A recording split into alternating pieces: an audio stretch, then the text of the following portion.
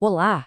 Hoje a gente vai desvendar uma das ideias mais importantes do direito penal, a estrutura que define o que legalmente é um crime. Pode parecer uma pergunta simples, né? Mas a resposta, na verdade, é bem metódica. Não é só uma questão de um ato ser ruim. Para ser crime, uma ação precisa passar por uma análise bem rigorosa, quase um teste de lógica jurídica. Para entender o que é um crime, o direito não olha para tudo de uma vez. A abordagem é mais inteligente. É quebrar o conceito em partes menores, mais fáceis de analisar. Pensa em um mecânico desmontando um motor para entender como cada peça funciona. A lógica é a mesma. E essa ferramenta para desmontar o crime tem nome. É a teoria do crime. Ela é basicamente um manual de instruções que os juristas usam para decidir com precisão se uma conduta pode ou não ser punida pela lei. Agora, o mais interessante é como essa análise é estruturada. A melhor forma de visualizar é imaginar um sistema com 3 filtros, um depois do outro. E a regra é clara.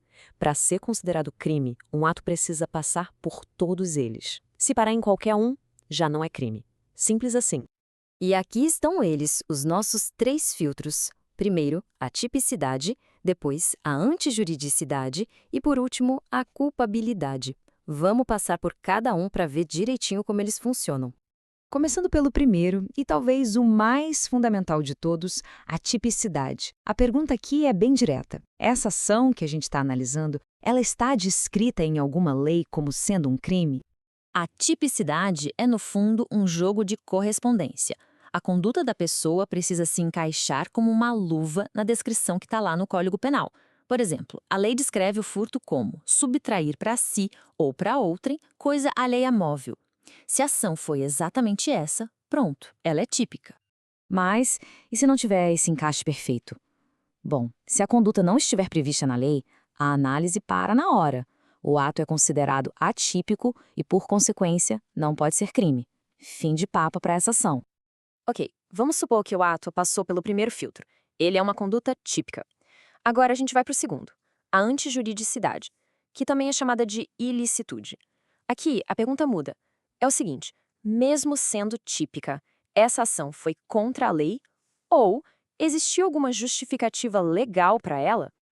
Em essência, este filtro verifica se existe alguma causa que justifique a ação.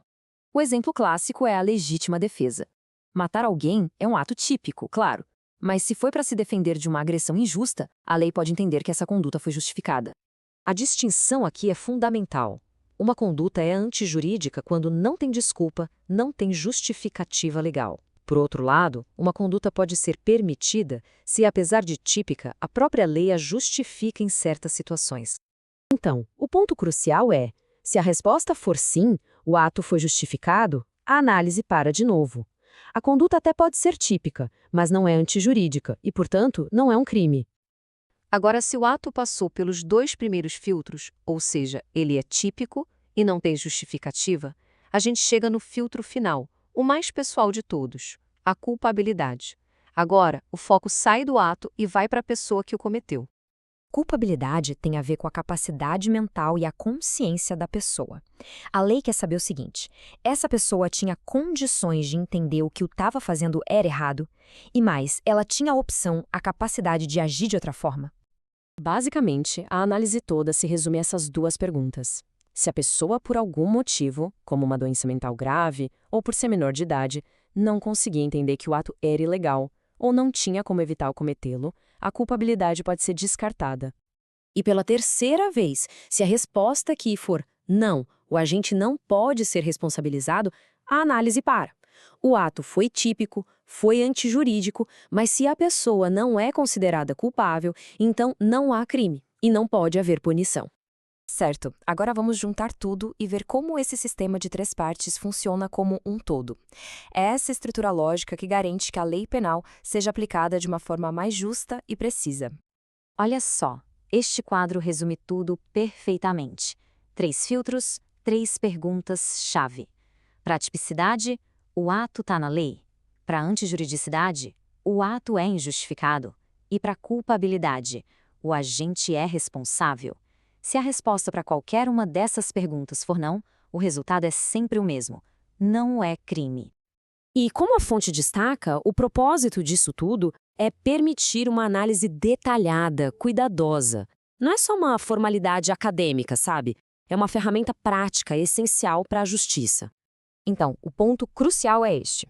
A beleza da teoria do crime está justamente na sua capacidade de criar limites claros. Ela impede que a justiça seja arbitrária, garantindo que cada caso seja analisado com base em critérios lógicos e bem definidos. Isso nos deixa com uma reflexão final. Essa estrutura toda, que foi desenvolvida ao longo de séculos para lidar com crimes, digamos, físicos, tangíveis, como ela se adapta aos desafios do futuro? Pense nos crimes cibernéticos, nas questões que envolvem inteligência artificial. Será que a lógica dos 3 filtros vai continuar sendo suficiente? Fica aí a pergunta para a gente pensar.